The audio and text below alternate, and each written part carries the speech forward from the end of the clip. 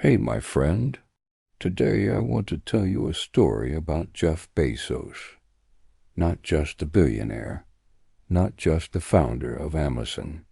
I want to tell you about the boy who was curious, the young man who took a big risk, and the adult who made decisions that scared him. If you enjoy this content, subscribing to English to Inspire will help more people find these conversations. Let's go back to the beginning.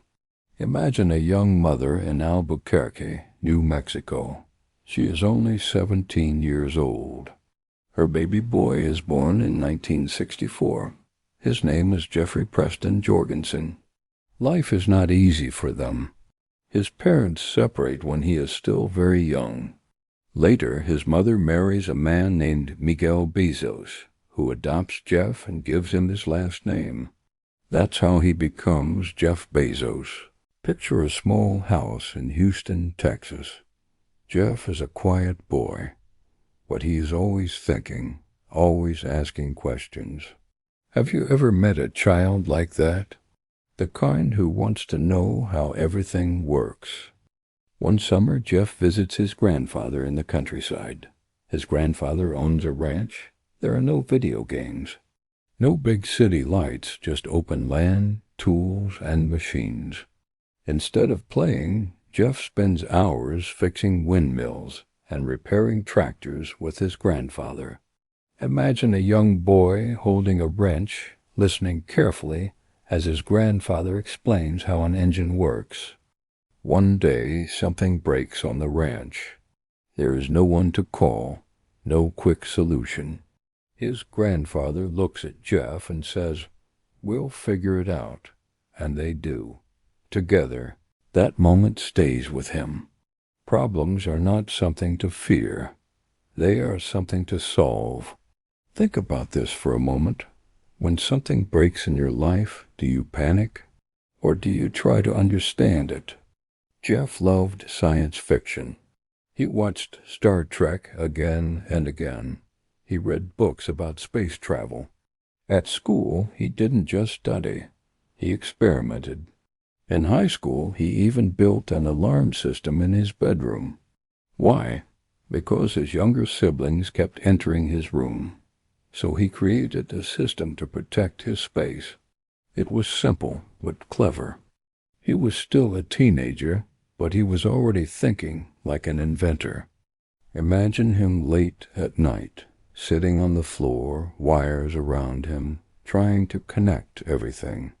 Maybe it didn't work the first time, or the second, but he kept trying. He once said that he dreamed of building hotels in space. Not small dreams, big ones. Have you ever had a dream that felt too big? Something people might laugh at? As a teenager, Jeff worked at McDonald's during the summer. Yes, the future billionaire flipped burgers. He learned how to move fast, how to work with a team, how to follow systems. Sometimes success starts in very simple places. Picture him wearing the uniform, standing in a hot kitchen. He is not famous, he is not rich. He is just a young worker trying to do a good job. There is something powerful here. Big success often grows from small, simple habits. Curiosity, hard work, solving problems, not giving up when things don't work. When Jeff graduated from high school, he was valedictorian. That means he had the highest grades in his class. In his speech, he talked about the future of humanity in space. Most students talk about friends and memories. He talked about space colonies. That tells you something about his mind. He wasn't just thinking about tomorrow. He was thinking about decades ahead. And that way of thinking, looking far into the future, would later shape every big decision he made. When he left home for college, he carried that same curiosity and that same hunger to build something big. That's where things start to change in a very interesting way. When Jeff left home for college, he went to Princeton University. Imagine the campus. old buildings, smart students everywhere, people talking about math, physics, politics. It's intense. You feel it in the air. At first, Jeff wanted to study physics. He loved space. He loved big questions about the universe. But soon he realized something important. Many students in his physics classes were extremely talented. Some understood complex theories very fast. Jeff was smart, yes, but he noticed others were even faster with abstract math. Have you ever had that moment? When you see someone doing something better than you, it can hurt. It can shake your confidence. Jeff didn't quit school. He didn't give up. He adjusted. He moved to electrical engineering and computer science. That decision changed everything. Instead of trying to be the best in one area, he chose a path where he could build things. Imagine him in a small dorm room, a computer on the desk, books open, empty coffee cups nearby. It's late at night. He is coding, testing, fixing errors. He feels tired but excited. Computers were not as common as today. This was the 1980s. The internet was still young, very young. In one class project, he had to solve a difficult programming problem. It didn't work at first. He tried one solution, failed, tried another, failed again. Some students got frustrated and stopped early, but Jeff stayed longer. He kept typing, deleting, trying again. Finally, it worked. That small victory gave him a deep satisfaction, not just because he got a good grade, but because he solved something hard. Think about that feeling. When you struggle with something for days, and then suddenly it clicks. That feeling is addictive in a good way. During summers, Jeff took internships. He worked at companies building software systems. He was not dreaming about being famous. He wanted to learn. He wanted to understand how businesses worked from the inside. After graduating with high honors, he received many job offers. Now imagine this scene. A young man in his early 20s. Several big companies want him. He could choose almost any path. He moved to New York and started working on Wall Street. First at a company called Fattel, then later at Bankers Trust. Eventually, he joined a hedge fund called D.E. Shaw. It was a powerful investment firm that used computers and math to make financial decisions. That was very modern at the time. At D.E. Shaw, Jeff worked very hard. Long hours, complex problems, big money moving every day. He rose quickly in the company. By age 30, he was a senior vice president. Think about that. 30 years old. High salary, respect, stability. From the outside, his life looked perfect. Picture him in a tall office building in Manhattan, suit and tie, looking at computer screens with financial data, the city noise below, taxes, sirens, busy streets. But inside, something else was growing, curiosity again. He started reading about a new thing called the Internet. In 1994, Internet usage was growing at 2,300% per year. That number shocked him. He printed the statistics and stared at them. 2,300%. That's not normal growth. That's explosive. Have you ever seen an opportunity but felt afraid to touch it? Jeff began making a list of products he could sell online. Books were perfect. There were millions of titles. No physical store could hold them all. But an online store could. Now imagine him sitting at his desk late at night. Everyone else has gone home. He's thinking, what if? What if I leave this safe job? What if I start an online bookstore? It sounds crazy in 1994. He talked to his boss about the idea. His boss was smart and respected him. He said something interesting. He told Jeff it was a good idea, but maybe better for someone who didn't already have a great job. That advice made sense. Safe advice. Logical advice. But Jeff started thinking about his life at age 80. He imagined himself old, looking back. Would he regret trying, or regret not trying? That thought became very important, and soon he would make a decision that changed not only his life, but the way we all shop today. So imagine Jeff sitting alone in his apartment in New York. It's 1994. The city outside is loud and alive, but inside, he is quiet. He keeps thinking about that internet number. 2,300% growth. It won't leave his mind. He uses something he later calls the regret minimization framework. That sounds complicated, but the idea is simple. He asks himself, when I'm 80 years old, will I regret not trying this? Not losing money, not failing, but not trying. Think about your own life for a moment. Is there something you want to try, but fear is stopping you? Jeff talks to his wife, Mackenzie. She listens carefully. This is important.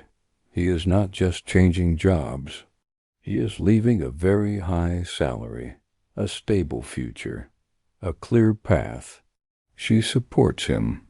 She says they should try. Now picture this scene. Jeff walks into his boss's office at D.E. Shaw. He explains his idea again, an online bookstore. His boss respects him and even tries to convince him to stay. It's not a fight. It's calm, logical, but Jeff has already made the decision in his heart. He resigns. That moment is heavy. Have you ever closed a safe door behind you, not knowing what waits outside? It's exciting and scary at the same time. Jeff and Mackenzie pack their car. They drive from New York to Seattle. It's a long road trip across the country. Imagine the highway, endless roads, gas stations, cheap motels. They talk for hours in the car. And here's something interesting. While Mackenzie drives, Jeff sits in the passenger seat with a laptop. He writes the business plan in the car, between states, between one life and another. Can you feel that energy? The mix of fear and hope? He chooses Seattle because it has strong tech talent and is close to a big book distributor. Smart decision. Practical, not emotional. Even in big dreams, he thinks carefully. At first, he wants to name the company Cadabra, like abracadabra. But when he tells a lawyer the name over the phone, the lawyer hears cadaver. That means a dead body. Not good for business, so Jeff goes back to the dictionary. He likes the word Amazon. It's the largest river in the world. He wants his store to be the largest bookstore in the world. Now imagine a small rented house in Seattle, a garage. Simple desks made from wooden doors. Yes, doors from a hardware store placed on top of cheap legs. That's their office furniture. They don't have a big team, just a few people. They work long hours. When a customer places an order, they hear a bell ring on the computer. At first, the bell rings rarely, then more often. Then so often they have to turn it off because it's distracting. One day they receive an order from someone they don't know, not a friend, not family, a real stranger from another state. They look at each other in shock. It's working, but it's not easy. They pack books on the floor, on their knees. After days of this, one employee says, "We should buy knee pads." Jeff replies, "No, we should buy packing tables." That tells you something about how he thinks. Don't fix the symptom. Fix the system. Money is tight. They reinvest almost everything back into the company. No luxury lifestyle, no big celebrations. Just work. Have you ever built something small with your own hands? Maybe a project, a business, a plan. In the beginning, it feels fragile, like it could break any moment. But every order gives them energy. Every satisfied customer builds confidence. Slowly, that small garage company starts growing faster than anyone expected. And as Amazon begins to expand, Jeff's leadership style becomes stronger and more demanding. Growth brings pressure. Pressure brings new challenges. And that's when the real test begins. As Amazon started growing, the energy inside that small company changed. In the beginning, it felt like a fun experiment. A few people in a garage, packing books and answering emails. But now, orders were increasing every week. The pressure was real. Imagine a small office with phones ringing and computers loading slowly. The internet in the 1990s was not fast. Pages took time to open. Sometimes the website crashed. Customers would send emails saying, "I can't complete my order," and Jeff would feel that stress in his chest. He knew one thing very clearly. If customers had a bad experience, they might never come back. One evening, the team was packing books late at night. It was close to midnight. Everyone was tired. Someone asked, "Why are we working this hard for books?" Jeff looked at them and said, "We're not just selling books. We're building Earth's most customer-focused company." That sentence became a guiding idea. Customer-focused means thinking about the buyer first, not the company's comfort, not the short-term profit. The customer. Think about this in your own life.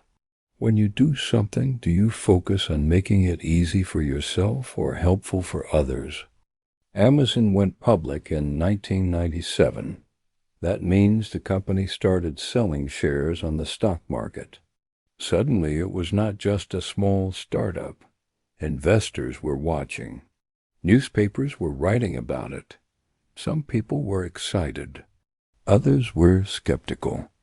Many experts said, "This company will fail." They didn't believe people would buy things online. It sounded strange at the time. Giving your credit card number to a website? Risky.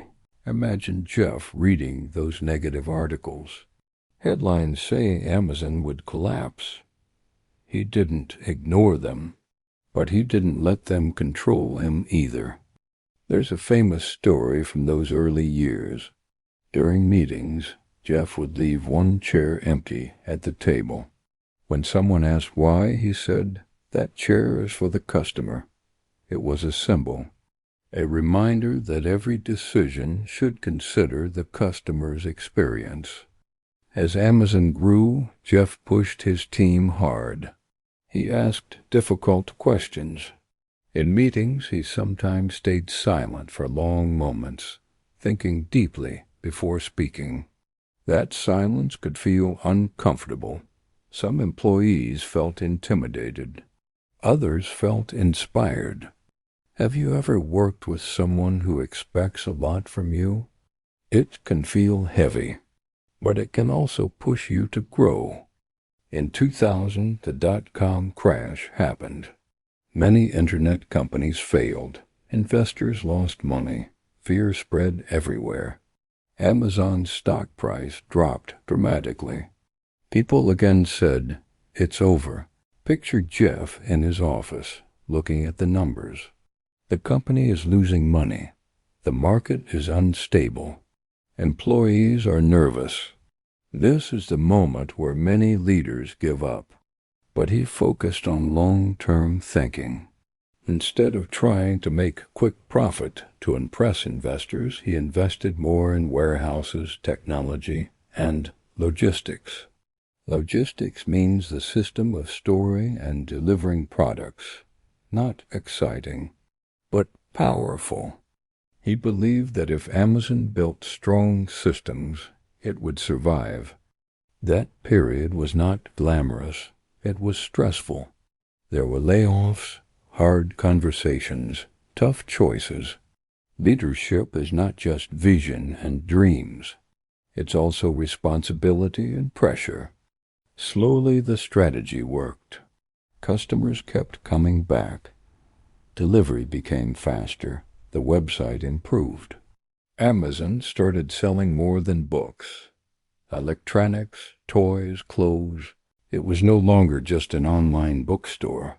It was becoming something much bigger. And with that growth, Jeff's ambitions expanded beyond retail. He began thinking about infrastructure, technology, and even something called cloud computing, which would change the company in ways few people understood at the time. As Amazon grew bigger, Jeff started thinking about something most people couldn't see. Not books, not toys, not fast delivery. He was thinking about servers, huge computers, data centers, invisible systems. At that time, every company had to build its own computer infrastructure. That means they had to buy expensive machines, store them in special rooms, and hire experts to manage them. It was complex and costly.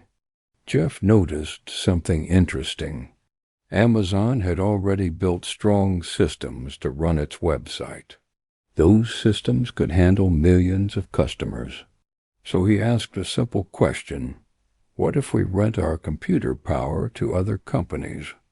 Many people inside Amazon didn't understand the idea at first.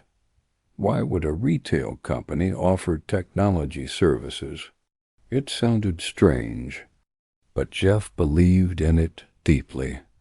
Imagine a meeting room, engineers sitting around a table, some confused, some excited. Jeff explaining calmly, drawing diagrams on a whiteboard. He wasn't shouting. He was reasoning, step by step. In 2006, Amazon launched Amazon Web Services, known as AA at first. It didn't make headlines. It wasn't glamorous. No colorful packages, no smiling delivery drivers, just code and servers. But slowly, startups began using OD, small companies that couldn't afford big infrastructure. They could now rent computing power with a few clicks. It was revolutionary. Think about that word. Revolutionary means it changes everything. Years later, yours became one of Amazon's most profitable businesses, more profitable than selling physical products. But in the beginning, it looked boring and risky. This shows something important about Jeff's thinking. He wasn't only reacting to today. He was building for tomorrow. Around the same time, Amazon launched another bold product, the Kindle, an electronic reading device. Many people loved paper books, the smell, the feeling. Why would they switch to a screen? Jeff believed readers would enjoy carrying thousands of books in one small device. He pushed his team to make it simple, lightweight, easy to use. Picture the first Kindle launch in 2007. People were curious, some skeptical, but the device sold out in hours. There's a story from the Kindle team. Jeff insisted that the device should connect wirelessly to the store without extra steps. No complicated downloads, just click and read. He cared deeply about removing friction. Friction means small difficulties that slow people down. Have you noticed how small problems can stop you from doing something? A slow website, a complicated form. Jeff hated friction. As Amazon expanded into new areas, Jeff became known for his intense leadership style. Meetings were often silent at first. Instead of PowerPoint presentations, he required 6-page written memos. Everyone would sit quietly and read for 20 minutes before discussing. Imagine that room, no one speaking, just pages turning. It forced clear thinking. You couldn't hide behind pretty slides. You had to explain your ideas clearly in writing. Some employees loved this discipline. Others found it stressful. Jeff was demanding. He expected high standards. He believed that raising standards created better results. Success was growing. Amazon was becoming a giant. But Jeff's dreams were still not finished. Remember the young boy watching Star Trek? The teenager dreaming about space colonies? That dream never disappeared. Even while building Amazon, he quietly started another company, a space company called Blue Origin. Many people didn't know about it at first, but for Jeff, space was not a hobby. It was a long-term mission, and that childhood dream of space was about to become very real. While Amazon was becoming one of the most powerful companies in the world, Jeff was quietly building something else, something he had dreamed about since he was a child watching Star Trek on television. That dream was space. In 2000, he founded a company called Blue Origin. He didn't talk about it much in the beginning. There were no big announcements, no loud marketing. It was almost secret. Imagine a private piece of land in West Texas. Flat desert, blue sky, wind moving across dry grass.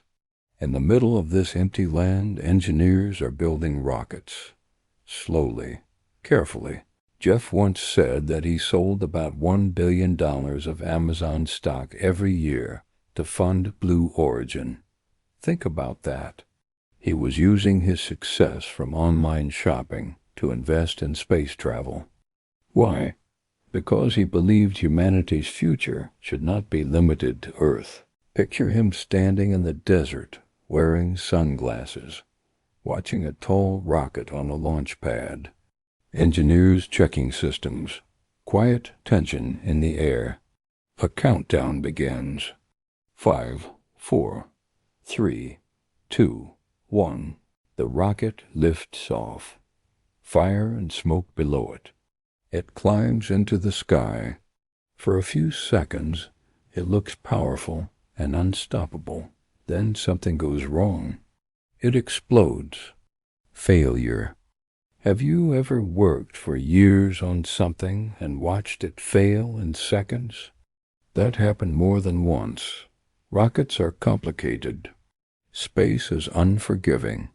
One small mistake can destroy everything. But Blue Origin had a motto, Gradatim ferociter. It means step by step, fiercely, slowly but with determination. Jeff believed in patient progress, not rushing, not chasing headlines, building carefully. In 2015, after many tests, Blue Origin successfully launched and landed its New Shepard rocket vertically. That means the rocket went up to space and then returned to Earth, landing upright like in a science fiction movie. Imagine the control room, screens everywhere, engineers holding their breath. When the rocket lands safely, people cheer. Some clap, some sit down in shock. Years of effort. Finally working. Jeff posted a video online. He looked happy, almost like a child again. But space exploration is expensive and risky. Critics asked, Why spend money on space when there are problems on Earth? It's a fair question. Jeff's answer was long-term. He believed heavy industry should move to space one day, so Earth could become more like a residential area, a place to live peacefully. It's a big vision, maybe too big for some people, but big dreams had always guided him. And then, in 2021, something symbolic happened. Jeff stepped down as CEO of Amazon. After 27 years, he handed leadership to Andy Jassy, the head of AWS. Imagine that moment, walking out of the CEO office for the last time. So many memories, the garage, the first orders, the crashes, the growth, the criticism, the success. He didn't leave the company completely. He became executive chairman, but stepping down as CEO was emotional. Soon after, Jeff flew to space himself on a Blue Origin rocket, a short trip about 10 minutes above Earth, but powerful. Picture him floating inside the capsule, looking out the window, seeing the curve of the Earth, the thin blue line of atmosphere, silence. Have you ever achieved a childhood dream, that mix of joy and disbelief? For Jeff, it wasn't just a business project anymore. It was personal. Now he had more time to focus on space, philanthropy, and new projects. His identity was changing again, from startup founder to global CEO to space traveler. And with that new chapter, people began asking deeper questions about his legacy. What will Jeff Bezos be remembered for? Online shopping, cloud computing, space travel, leadership style? To understand that, we need to look at how he thinks about risk, time, and decision-making, because his mindset may be the most powerful part of his story. When people talk about Jeff Bezos, they often talk about money or size or power. But if you look closer, you see something else. You see a way of thinking. Jeff often says he focuses on the long term. Not 3 months, not 1 year, but 10, 20 years. That sounds simple, but it's rare. Most companies worry about the next quarterly report. That's the financial result every 3 months. Investors watch it closely. Imagine you are leading a company. Every 3 months, people judge you. If profits drop, they criticize you. If growth slows, they panic. That pressure is real. But Jeff trained himself to think differently. He asked, "Will this decision make sense in 10 years?" If the answer was yes, he moved forward, even if people complained in the short term. There's a story about free shipping. In the early days, shipping costs were high. Offering free shipping seemed crazy. It would reduce profits. Some executives worried. But Jeff believed customers hated paying for shipping. It felt like a punishment at the end of the purchase. So Amazon introduced free shipping for larger orders, and later, Amazon Prime. When Prime launched in 2005, it cost $79 per year. Customers could get unlimited 2-day shipping. Many people were unsure. Would they really order enough to make it worth it? Imagine someone sitting at home, looking at the offer. They hesitate. Then they decide to try. Prime changed shopping habits. People ordered more often. They trusted the speed. It created loyalty. Jeff once said that people are always looking for what will change in the future, but he preferred to focus on what will not change. Customers will always want low prices, fast delivery, wide selection. That will not change. Think about that idea for a moment. In your life, what values will never change? Honesty, reliability, kindness. Building around stable truths can be powerful. But long-term thinking also brought criticism. Amazon became huge. It affected small bookstores, small shops. Some people felt angry. They saw Amazon as too powerful. Jeff faced tough interviews. Journalists asked about working conditions in warehouses, about competition, about taxes. Not every conversation was comfortable. Imagine sitting under bright lights, cameras pointing at you, being asked difficult questions. Your words matter. Your tone matters. Leadership at that level is not only about strategy, it's about responsibility. Every decision affects thousands of employees and millions of customers. Inside Amazon, Jeff encouraged experimentation. He said, "If you're not failing, you're not inventing enough." That's interesting. Failure was not shameful. It was part of the process. But failure also cost money. For example, the Fire Phone was a product Amazon launched in 2014. It didn't succeed. Sales were weak. Critics said it was a big mistake. Instead of hiding from it, Jeff admitted it didn't work. He explained that big failures are necessary for big successes. Without experiments, there is no innovation. Have you ever avoided trying something because you feared failure? Jeff tried to build a culture where smart risks were accepted. Not careless risks, but thoughtful ones. Over time, his personal wealth grew enormously. He became one of the richest people in the world. With that came attention, public interest in his lifestyle, his relationships, his choices. Success changes how people see you. It can feel isolating, hard to know who is genuine. Yet through all this, Jeff kept repeating similar ideas. Focus on the customer. Think long term. Be willing to be misunderstood for a long time. That last idea is powerful. Being misunderstood can feel uncomfortable, but sometimes new ideas look strange before they look smart. And as Jeff moved into the next stage of his life, stepping away from daily operations at Amazon, he had more space to reflect on what truly matters beyond growth and competition. That reflection opens a different side of his story. When Jeff stepped down as CEO of Amazon in 2021, something shifted inside him.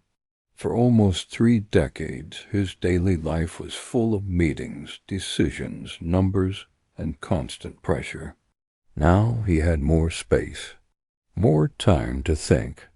Imagine waking up without a long list of urgent meetings, no endless emails waiting for answers. That silence can feel strange at first, even uncomfortable.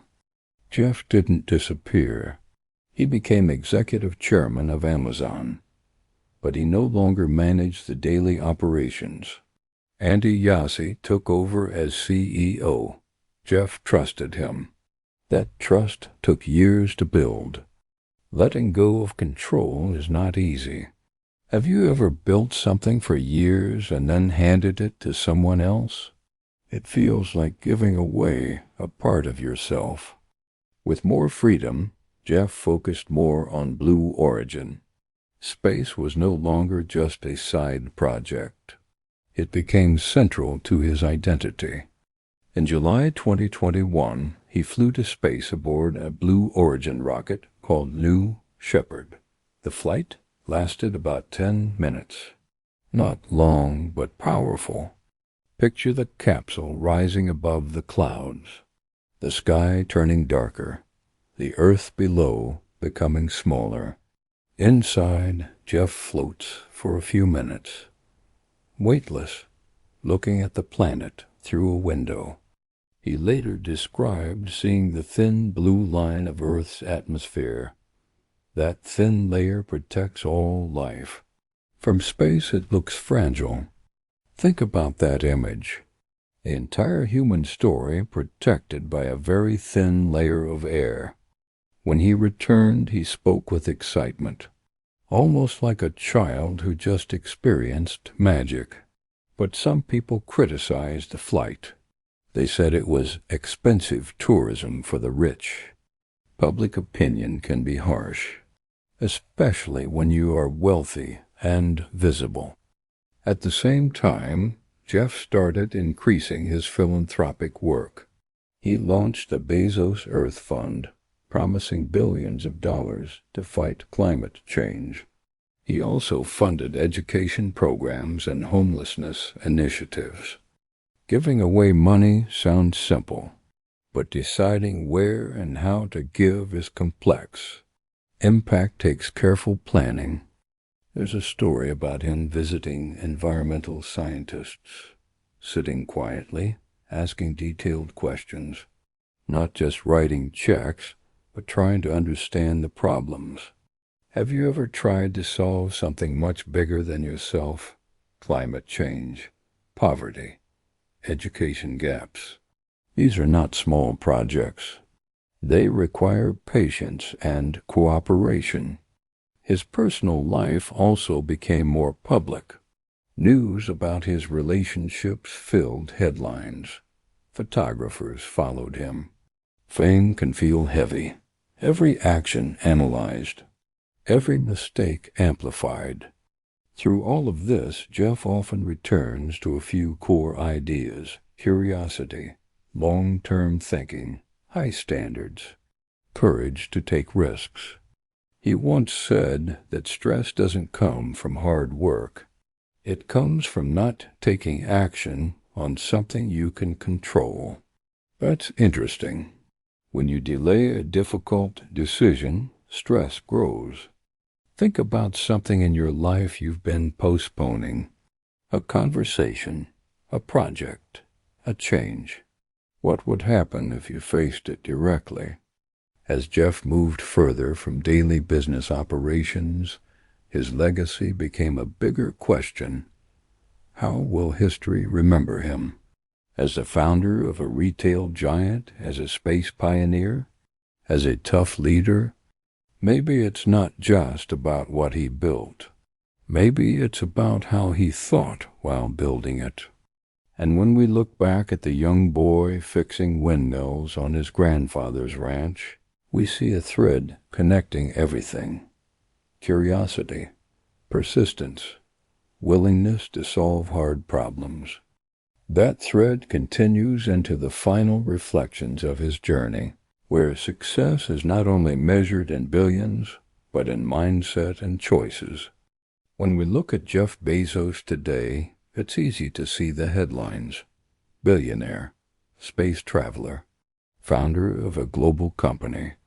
But if we slow down, we can see patterns, habits, ways of thinking that repeated again and again. One important idea he often talks about is Day One. Inside Amazon, there was a building called Day One.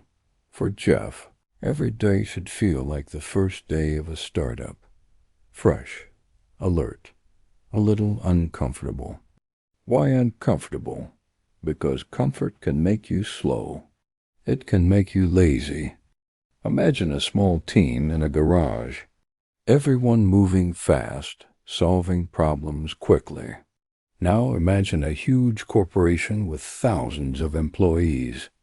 It's easy for that energy to disappear. Jeff feared that. He once said that Day 2 is stasis, followed by irrelevance, followed by decline. Stasis means staying the same, not growing, not adapting. Have you ever stayed too long in a comfortable situation? A job that feels safe but not exciting?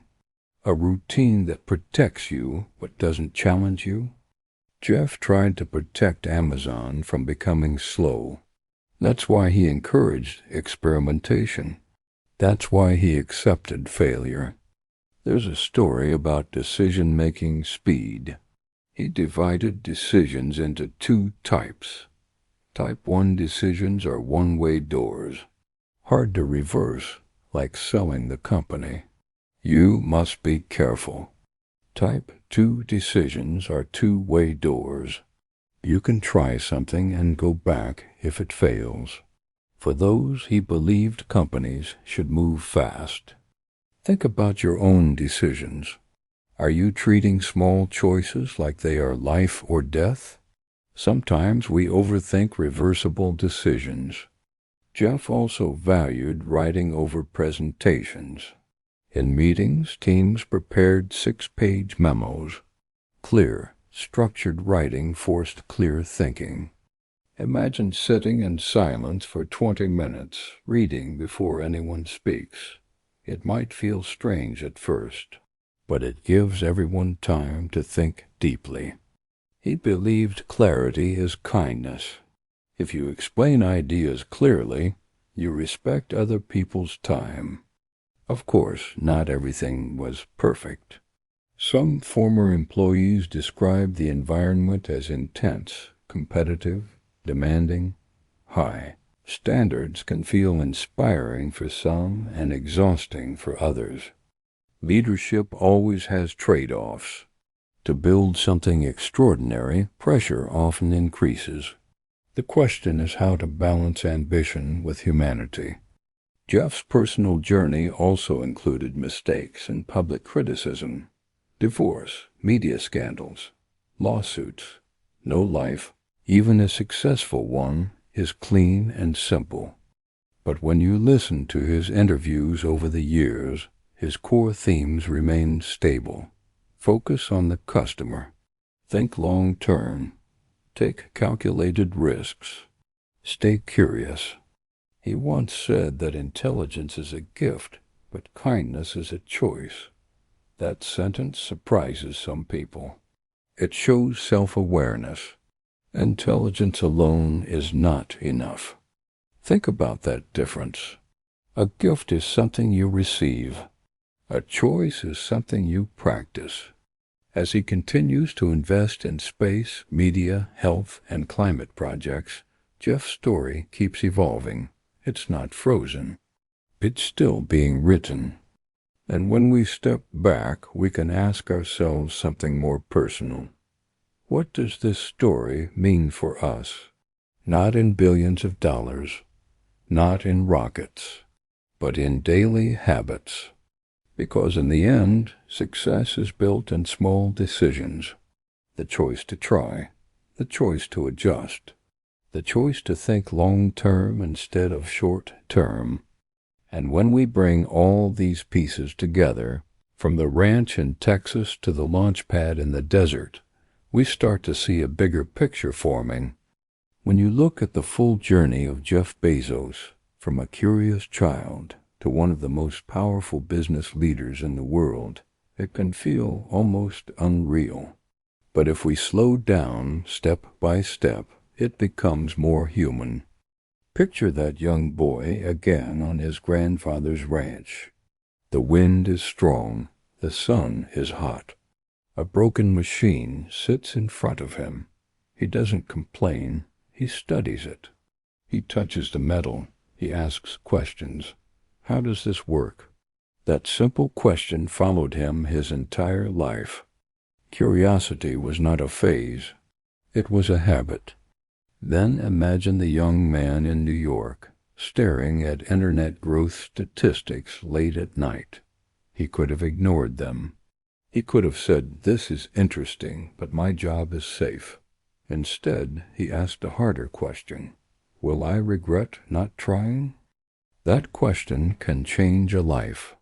Think about your own future self. 10 years from now, 20. What decisions today will that person thank you for? And which ones might create regret? Jeff's story is not only about success, it's also about risk. leaving a stable career, facing public doubt, watching projects fail, being criticized in newspapers and online. When rockets exploded at Blue Origin test sites, it would have been easy to quit. When Emerson lost money in the early years, it would have been easy to panic. But he kept looking further ahead than most people. Long-term thinking sounds simple, but it requires patience. It requires emotional control. It means accepting that people might not understand you right away. Have you ever felt misunderstood while trying something new? Jeff often said that being willing to be misunderstood for long periods is essential for innovation. Innovation means creating something new that works. At first, new ideas can look strange, even foolish. There's also something important about standards. He pushed his teams hard. He expected excellence. That created growth, but also tension. High standards can build great results, but they must be balanced with care for people. That balance is something every leader must learn over time. In recent years, Jeff has talked more about time, about how limited it is, about how energy should go into meaningful projects, space exploration, climate initiatives, education. Imagine him floating above Earth during his Blue Origin flight, looking down at the planet. No borders visible, no cities labeled, just one fragile world. From that view, daily arguments look small. Short-term problems look temporary. What if we all practiced that kind of perspective sometimes? Stepping back, seeing the bigger picture. His life shows us that wealth alone does not define a legacy. It's the combination of curiosity, courage, discipline, and vision. You don't need billions to apply these ideas. You can start small. Next time you face a difficult choice, ask yourself about future regret. When you feel fear, ask if it's protecting you or limiting you. When something fails, look for the lesson instead of the shame. And maybe the most powerful part of this story is simple. Big results often grow from consistent habits. Reading, thinking, asking questions, trying again. Jeff Bezos built companies. He built rockets. He built systems. But before all of that, he built a mindset. If any of these ideas stayed with you today, notice which one. Hold it gently, and see how it shows up in your own decisions tomorrow.